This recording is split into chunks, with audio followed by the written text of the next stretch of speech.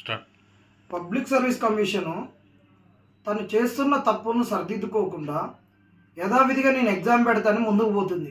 ఇన్ని రోజులు ఎప్పుడో జూలై చివరిలో కేసు ఫైల్ అయింది సుధీర్ సార్ది. దాని తర్వాత రాంగ్ క్వశ్చన్స్ ఎమ్మటే ఫైల్ అయింది.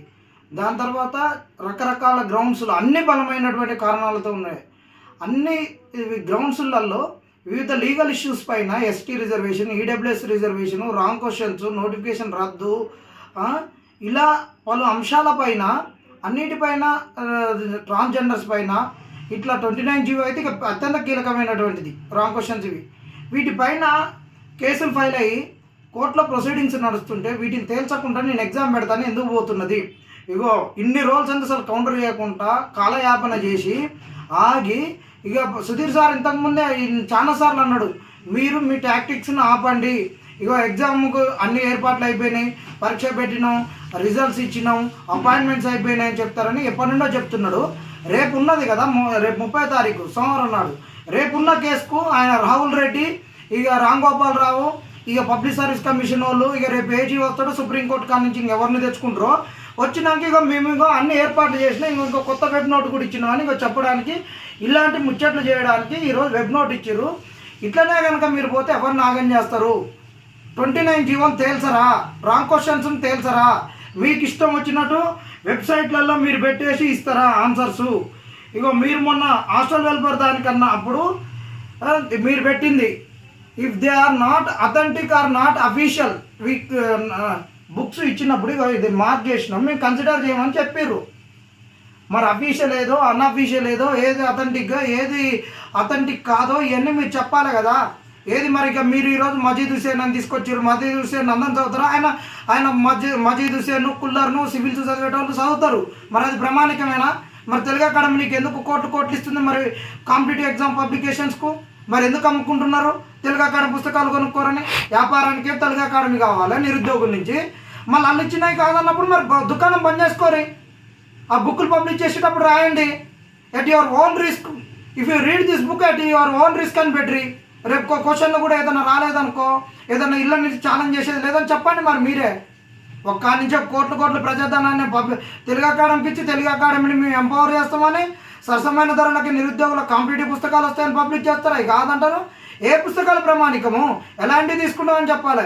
ఎవడైనా ఇక్కడ ఉన్న ఎస్సీఆర్టీ ఎన్సీఆర్టీ తీసుకుంటాడు, మీరు అది కాదంటారు. మరి ఆ లెటర్ ప్రామాణికం టాటా మెక్రాలు. మరి ఇప్పుడు నేను కూడా అంటాను, స్టడీలో నా ఫ్రెండ్ రాసుకున్న నోట్స్, ఇగో నేను కూడా రాసుకున్న నోట్స్ ఏమన్నా పుస్తకం ఉందని అది కూడా పెడతాం. మరి అది కూడా తీసుకుంటారా? మరి వీటి వల్ల ఈ ఎగ్జామ్స్ వల్ల చాలా పబ్లికేషన్స్ వచ్చినాయి.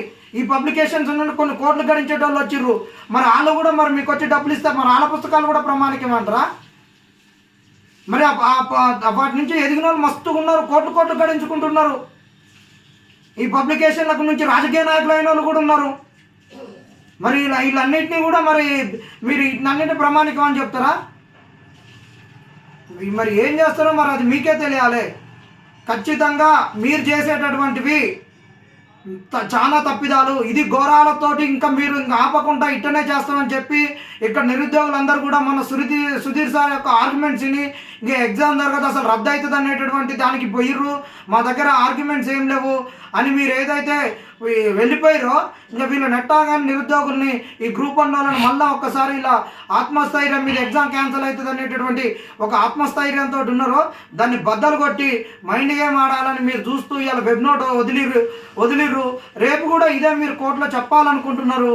ఇదే కనుక మీరు చెప్తే మాత్రం ఖచ్చితంగా ఈ పబ్లిక్ సర్వీస్ కమిషన్ కాదు, మీకు అందరికీ కూడా ముచ్చెమటలు పడతాయి. అసలు కాంగ్రెస్ పాలనలో ప్రజాస్వామ్యం ఉందా? రేవంత్ రెడ్డి పాలన ప్రజాస్వామ్యం ఉందా?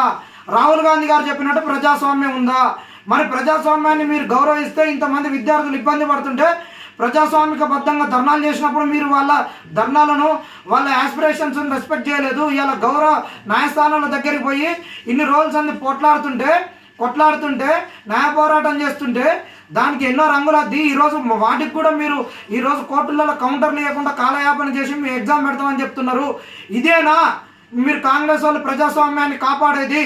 మీరు ఏమన్నారు గతంలో? ఈ కేటీఆర్, ఈ కేసీఆర్, వీళ్ళ కుటుంబ పాలన, వీళ్ళు ఎవరిని మాట్లాడినాడు? ఈయన సీతయ్య ఫామ్ హౌస్లో పంతాడు, ఆడు చెప్పిందే వేదము, ఆయన చెప్పిందే మంత్రము అని చెప్పినావు కదా. మరి ఈరోజు ఏమైపోయింది? కలవకుండా రాజ్యం వేలిందన్నావు. ఈరోజు మరి నువ్వు ఇంతమందిని కొట్లాడుతుంటే మరి నువ్వు ఎందుకు వీటిని రెస్పెక్ట్ చేయకుండా ఎందుకు పోతున్నావు? ఇదేనా ప్రజాస్వామ్యం? ఇదేనా మరి? ఇది మరి పబ్లిక్ సర్వీస్ కమిషన్ సీతయ్యనా? మరి రేవంత్ రెడ్డి సీతయ్యనా? ఎవరు సీతయ్యలు? ప్రతిపక్షాలు కూడా ఇప్పటికైనా మీరు అందరూ గొంతెత్తాలే. ప్రజాస్వామికవాదులు మీరు కూడా గొంతెత్తాలే. ఇలా రిజర్వేషన్స్కు మేము కస్టోడియన్ అని చెప్పుకున్నటువంటి కాంగ్రెస్, రిజర్వేషన్ కాపాడుతామన్న కాంగ్రెస్ తుంగలో తొక్కియాల మెయిన్స్ ఎగ్జామ్ పెట్టాలనుకుంటుంది. మరి వచ్చే నోటిఫికేషన్లో కూడా ఇదే అవుతుందా? ఈ నోటిఫికేషన్నే మేము నడవనీయము. ఎందుకంటే 29 జీవోను మేము ఖచ్చితంగా ఛాలెంజ్ చేస్తున్నాం. కోర్టులు ఛాలెంజ్ చేసినాం, స్ట్రీట్ ఫైట్ చేసినాం, కోర్టులో ఛాలెంజ్ చేస్తున్నాం. పెట్టకుంటే ఎట్లా పోతావు? ఇంకెట్లా మహేందర్ రెడ్డిని నేను పోతున్నా, ఇక నికోలస్ ఇంకో డిపార్ట్మెంట్ పోతాడు, పెట్టేది పెడతాం, వాళ్ళు ఎట్లన్నా కొట్లాడుకొని సావని అనుకుంటున్నారా? మీ మాటలు, మీ శాస్త్రాలు ఇక చల్లవు.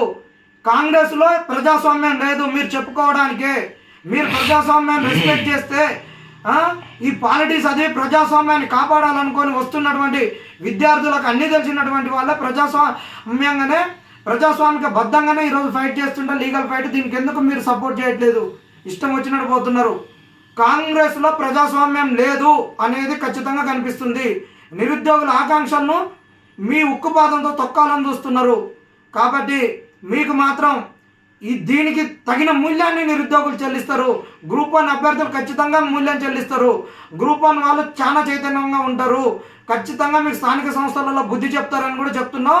రేవంత్ రెడ్డి గారు మీకు ఈ విషయం తెలుసో తెలియదో, మీకు తెలియకుండా గూడుపుటాన్గా చేస్తున్నారో ఏమో. గతంలోనే మేము అడిగినప్పుడు చాలా గూడుపుటా నివారంగా చేసిర్రు. మీకు 29 జీవో గురించి తెలియకుండా చేసిర్రు, అన్నీ చేసిర్రు. ఇప్పటికైనా మీరు కన్ను తెచ్చుకొని పబ్లిక్ సర్వీస్ కమిషన్కు మీరు మొట్టికాయలేయాలి. పబ్లిక్ సర్వీస్ కమిషన్ మీరు 3-4 వస్తున్నారని చెప్తున్నారు. పబ్లిక్ సర్వీస్ కమిషన్ కాడికి మీకు తమ్ముంటే మీ రిప్రజెంటేటివ్ను అశోక్ నగర్కి పంపండి. ఎంతమంది వచ్చి మీకు మా విన్నపాలు విన్నపిస్తారు? అశోక్ నగర్లో, దిల్సుఖ్ నగర్లో, డిస్ట్రిక్ట్ లైబ్రరీలలో, యూనివర్సిటీలలో మీరు రాకుంటుండి వచ్చినటువంటి వాళ్ళ ఇచ్చిన రిప్రజెంటేషన్లు బుట్టలో వేసేసి మహేందర్ రెడ్డి పోతాడు మేము పెట్టాలని ఎట్ట ఉంటారు?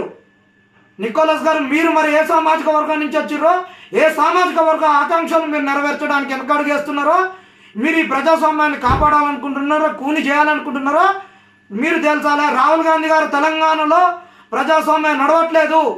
ఈ తెలంగాణలో కాంగ్రెస్ పాలనలో మేము ఆఫీసర్లమై తెలంగాణను అభివృద్ధి చేయాలనుకున్నటువంటి ఈ గ్రూప్ 1 అభ్యర్థుల ఆకాంక్షలను తుంగలో తొక్కుతున్నటువంటి నీ ప్రభుత్వం ఏ విధంగా ఉంటుంది?